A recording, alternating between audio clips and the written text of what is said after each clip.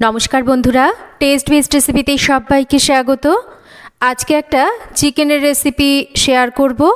খুব সিম্পল একটা চিকেনের রেসিপি, কিন্তু খেতে মারাত্মক স্বাদের হয়। সাদা ভাত, পোলাও, ফ্রাইড রাইস, রুটি, পরোটা, লুচি সব কিছুর সাথে চিকেনের রেসিপিটা খেতে কিন্তু দুর্দান্ত স্বাদের হয়। একদম ঘরোয়া উপকরণ দিয়ে তৈরি, বানানোও কিন্তু খুব সহজ, আর এর স্বাদ না খেলে তো বোঝাই যাবে না। একদম মোমের মতন সফট হবে চিকেনগুলো। খুব সহজভাবে কি করে আজকের এই দারুণ স্বাদের চিকেন কারির রেসিপিটা বানিয়ে দেখিয়েছি, চলুন দেখে নেওয়া যাক আমার আজকের এই পর্বে। যারা চিকেন খেতে ভালোবাসেন তারা কিন্তু বিভিন্নভাবে চিকেন রান্না করে থাকেন, আর আশা করছি আমার আজকের এই চিকেন কারির রেসিপিটা আপনাদের সকলের খুব ভালো লাগবে। তো দেরি না করে চলুন দেখে নেওয়া যাক আমার আজকের এই চিকেন কারির রেসিপি। চিকেন কারি বানানোর জন্য এখানে আমি নিয়ে নিয়েছি 500 গ্রাম মতন চিকেন। আমি উইথ বোন চিকেনের ব্যবহার করেছি, আর চিকেনের লেগ পিস কিন্তু এইভাবে একটু করে কাট লাগিয়ে নিয়েছি। এতে করে এই লেগ পিসের মধ্যে কিন্তু ভালোভাবে ঝাল মশলা ঢুকবে, আর এটা রান্না করলে খেতেও ভালো লাগবে। এবার এই চিকেনের মধ্যে দিয়ে দিচ্ছি আমি অল্প পরিমাণ লবণ। লবণের পরিমাণটা কিন্তু অল্প দিতে হবে, বেশি লবণ কিন্তু এই সময় দিলে চিকেনটা লবণ কাটা হয়ে যাবে। অল্প পরিমাণে একটু হলুদ দিচ্ছি, আর তার সাথে দিচ্ছি একটু টক দই। খুব ভালো করে এবার এই লবণ, হলুদ আর টক দই দিয়ে চিকেনটাকে আমরা মেখে নেব। এই মাখাটা কিন্তু খুব ভালো করে একটু সময় ধরে মাখতে হবে, যাতে করে চিকেনের মধ্যে এই মশলাগুলো ঢুকতে পারে। টক দই চিকেন যেই রকম নরম করতে সাহায্য করে, সেই রকম কিন্তু চিকেনের স্বাদটাও কিন্তু বেশ ভালো আনে। খুব ভালো করে আমি বেশ একটু সময় ধরে এই সমস্ত মশলা দিয়ে চিকেনগুলোকে মেখে নিয়েছি। রান্নার কম করে 15 থেকে 20 মিনিট আগে যদি মশলাগুলো মেখে নিয়ে চিকেনটাকে ম্যারিনেট করে রেখে দেওয়া হয়, তাহলে কিন্তু সবচাইতে ভালো হয়। আর হাতে সময় যদি না থাকে, আপনারা ইনস্ট্যান্টও অবশ্যই রান্নাটা করতে পারবেন। আমি 20 মিনিট পর রান্নাটা করছি। রান্নার জন্য আমি সর্ষের তেল নিয়েছি, আর সর্ষের তেল খুব ভালো করে গরম করে নিচ্ছি। তেল খুব ভালো করে গরম হলে এখানে নিয়ে নিয়েছি পেঁয়াজ কুচি। 500 গ্রাম চিকেনের জন্য নিয়েছি আমি এখানে 3টে বড় সাইজের পেঁয়াজ। এবার পেঁয়াজটাকে একটু ভেজে নেব, তবে পুরো পেঁয়াজটা ব্যবহার করছি না। এখানে 2 চামচ মতন পেঁয়াজ রেখে দিয়ে বাদবাকি পেঁয়াজটাকে কিন্তু ভাজার জন্য কড়াইতে দিয়ে দিয়েছি। এবার এই পেঁয়াজটাকে একটু প্রথমে আমরা হাই ফ্লেমে ভাজবো, আর পেঁয়াজটাকে কিন্তু ভালো করে নাড়াচাড়া করে নিয়ে ভাজতে হবে, যাতে পেঁয়াজটা পুড়ে না যায়। ঠিক এইভাবে পেঁয়াজে যখন সুন্দর একটা গোল্ডেন কালার ধরবে, বেশ নরম হয়ে আসবে, ওই অবধি পেঁয়াজটাকে ভেজে নেওয়ার পর আগে থেকে ম্যারিনেট করে নেওয়া চিকেনগুলোকে দিয়ে দেব। এবার আমরা একটু হাই ফ্লেমে রেখে চিকেনটাকে একটু এইভাবে ভেজে নেব।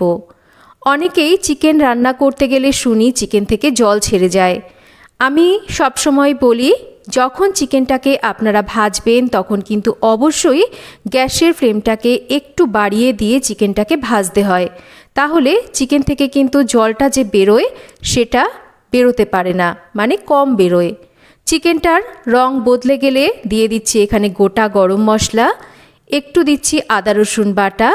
আমি এখানে টমেটো আর 3-4টে কাঁচা লঙ্কা একসাথে বেটে নিয়েছিলাম, সেটাও দিয়ে দিলাম। বাদবাকি যে পেঁয়াজ আমি রেখে দিয়েছিলাম, সেই পেঁয়াজ কুচিটাও দিয়ে দিলাম। খুব ভালো করে এখনও কিন্তু আমরা একটু হাই ফ্লেমে চিকেনটাকে এইভাবে কষিয়ে নেব। এই অবধি কিন্তু চিকেনটাকে একটু হাই ফ্লেমে কষিয়ে নিতে হবে। এবার এর মধ্যে দিয়ে দেব সমস্ত গুঁড়ো মশলা। ঝালের জন্য আরও একটু দেব লঙ্কার গুঁড়ো, দেব ধনের গুঁড়ো। তবে যতটা ধনের গুঁড়ো দিচ্ছি তার থেকে কিন্তু কম পরিমাণ জিরের গুঁড়ো এই রান্নাতে আমি ব্যবহার করেছি। দেব এখানে বাদবাকি স্বাদ মতন লবণ, আর বাদবাকি হলুদটাও এখানে দিয়ে দেব। এবার এই সমস্ত গুঁড়ো মশলাগুলোকে দিয়ে ভালো করে চিকেনের সাথে একটু মিশিয়ে নেব। এই রান্নাতে কিন্তু জিরের গুঁড়োর তুলনায় ধনের গুঁড়োর ব্যবহারটা বেশি হবে, আর এতে কিন্তু টেস্টের বেশ একটু হেরফের হয়। ভালো করে গুঁড়ো মশলাগুলোকে মিশিয়ে নেওয়ার পর একটা ঢাকা দিয়ে দেব। এবার আমরা লো ফ্লেমে রেখে চিকেনটাকে রান্না করব। আমি মিনিট 5 মতন ঢাকা দিয়ে রেখেছিলাম। এবার ঢাকাটা সরিয়ে নিয়ে একটু চিকেনটাকে নাড়াচাড়া করে দিচ্ছি, যাতে চিকেনের প্রত্যেকটা দিক সুন্দরভাবে সুসেদ্ধ হয়। একটু ভালো করে এইভাবে মিশিয়ে নিলে চিকেন কিন্তু বেশ সুন্দরভাবে চারিদিক থেকে সেদ্ধ হতে পারে। এবার আবারও ঢাকা দিয়ে আমি রান্না করে নিচ্ছি। দেখুন, আরও বেশ কিছুক্ষণ পর ঢাকাটা সরিয়ে নিয়েছি। চিকেন কিন্তু এখানে আমাদের মোটামুটি 80% মতন কুক হয়ে গেছে, আর তেলটাও কিন্তু বেশ ছেড়ে গেছে, মানে চিকেনটা আমাদের ভালোভাবে কষানো হয়ে গেছে। এবার আমি এর মধ্যে দিয়ে দেব গরম মশলা গুঁড়ো, তার সাথে দেব একটু ঘি। এতে কিন্তু দারুণ সুন্দর একটা ফ্লেভার আসে, আর টেস্টটাও কিন্তু বেশ অন্যরকম হয়। দিচ্ছি ফ্লেভারের জন্য 3টে কাঁচা লঙ্কা। অল্প পরিমাণ একটু গরম জল দিচ্ছি একটু গ্রেভির জন্য। খুব গ্রেভি কিন্তু আমি এখানে করব না, তাই যতটা গ্রেভি রাখবো সেটা মাথায় রেখেই কিন্তু আমি অল্প পরিমাণ একটু গরম জল ব্যবহার করেছি। একটু মিশিয়ে নেওয়ার পর আবারও ঢাকা দিয়ে আমি এটাকে মিডিয়াম ফ্লেমে রেখে রান্না করে নিচ্ছি। মোটামুটি 7 থেকে 8 মিনিট পর ঢাকাটা সরিয়ে নিয়েছি। দেখুন, চিকেন কিন্তু সুন্দরভাবে কুক হয়ে গেছে। হাড় থেকে চিকেনগুলো কিন্তু ছেড়ে আসছে, তার মানে চিকেন কিন্তু একদম পারফেক্টলি কুক হয়ে গেছে। গ্রেভিটাও ঠিক এই রকম হবে। আর এর ঢাকাটা যখন খুলবেন দেখবেন দারুণ সুন্দর একটা ফ্লেভার আসবে।